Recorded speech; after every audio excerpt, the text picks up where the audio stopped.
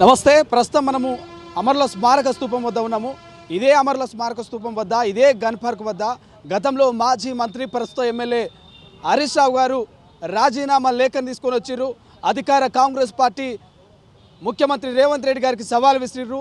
15 August లోపల 2 లక్షల రూపాయల రుణమాఫీ చేస్తే నేను రాజీనామాకు సిద్ధము, చేయకపోతే మీరు రాజీనామాకు సిద్ధమైనటువంటి సవాల్ను విసిరినటువంటి పరిస్థితి.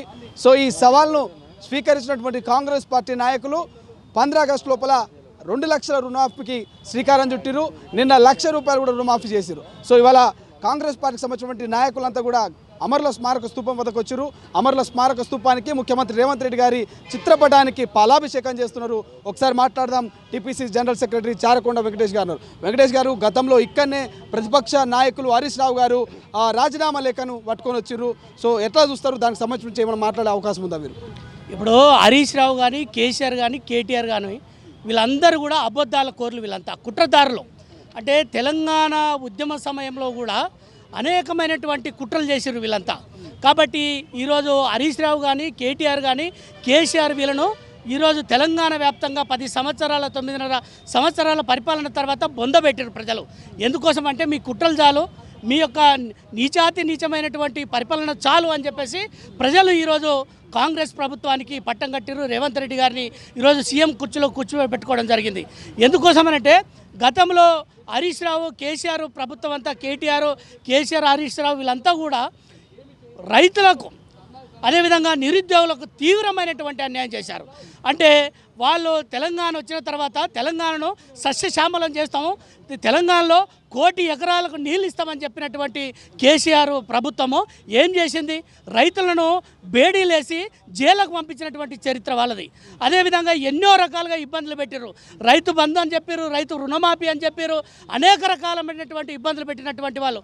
అంటే ఎంఆర్ఓ ఆఫీసుల చుట్టూ తిరిగి, ఆన్లైన్లో మీ సేవల చుట్టూ తిరిగి, కాళ్ళు అరిగి, ఒకరి భూమి ఒకరి పేరు మీద పెట్టి భూ కబ్జాలు చేసినటువంటి బీఆర్ఎస్ ప్రభుత్వము ఈరోజు ఏదో మేము ఉద్ధరించినామని చెప్పేసి ముందుకు వస్తున్నటువంటి ఈరోజు కాంగ్రెస్ మీద అవాకులు చెవాకులు పేలుస్తూ ఉన్నటువంటి పరిస్థితి. కాబట్టి ఈరోజు బీఆర్ఎస్ గత ప్రభుత్వంలో ఉన్నటువంటి హరీష్ రావు ఎన్నో అబద్ధాలు ఆడి ఈరోజు మళ్ళీ కాంగ్రెస్ పార్టీ మీద ఈరోజు రైతుల పక్షపాతి అనేటువంటి ముఖ్యమంత్రి గారి మీద అవాకులు చెవాకులు పేల్చి బురద జల్లేటువంటి ప్రయత్నం చేస్తూ ఉన్నారు.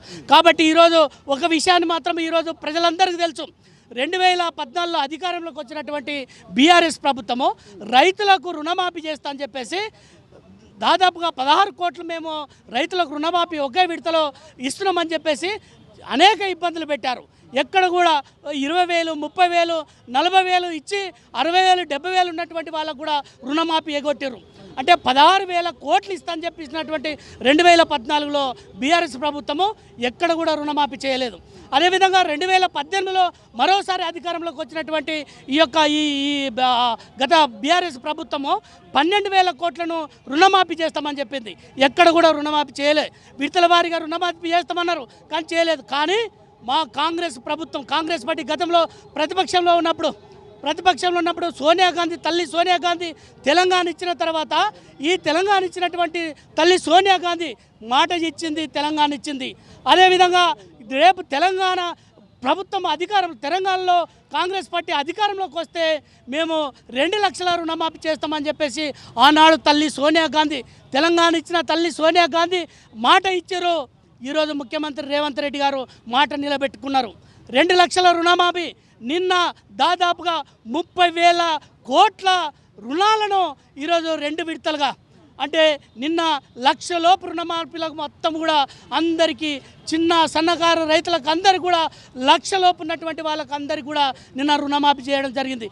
దేశ చరిత్రలోనే ఎక్కడ లేని విధంగా, ఎక్కడ జరగని విధంగా ఈరోజు రుణమాఫీ జరిగింది. కాబట్టి రేవంత్ రెడ్డి గారికి ఈరోజు ప్రజలందరూ, రైతులందరూ జేజేలు పలుకుతున్నారు, పండుగ చేసుకుంటున్నారు, రేవంత్ రెడ్డి గారికి కృతజ్ఞతలు తెలుపుతున్నారు అని చెప్పేసి ఈ సందర్భంగా కాంగ్రెస్ పార్టీ కార్యకర్తగా తెలియజేస్తా ఉన్నా. అందులో భాగంగానే హరీష్ రావు గతంలో మీరు రుణమాఫీ చేస్తే రాజీనామా ఇస్తామని చెప్పిండు. ఈరోజు హరీష్ రావు ఎక్కడ పోయిండు? రాజీనామా, మీ చెత్త రాజీనామా.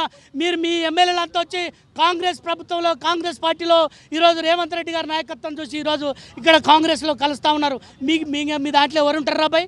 ఎవరుంటారు మీ దాంట్లో? కాబట్టి మేము ఒకటే అడుగుతా ఉన్నాం, ఈరోజు హరీష్ రావు నీ రాజీనామా కాదు, ఈరోజు తెలంగాణ అమరవీరుల స్తూపం సాక్షిగా ఇక్కడికి వచ్చి నువ్వు కుట్ర చేసినటువంటి వాడిని రైతులకు బేడీలేసి జైలుకు పంపించినటువంటి హరీష్ రావు నీకు శుద్ధశుద్ధి ఉంటే ఈడికొచ్చి క్షమాపణ చెప్పి ముక్కు నేలకు రాయి. నీ రాజీనామా కాదు, ముక్కు నేలకు రాయి ఫస్ట్ అని చెప్పేసి ఈ సందర్భం అసలైన తొలి వెలుగు. ఫాలో వాట్సాప్ @తొలి వెలుగు official.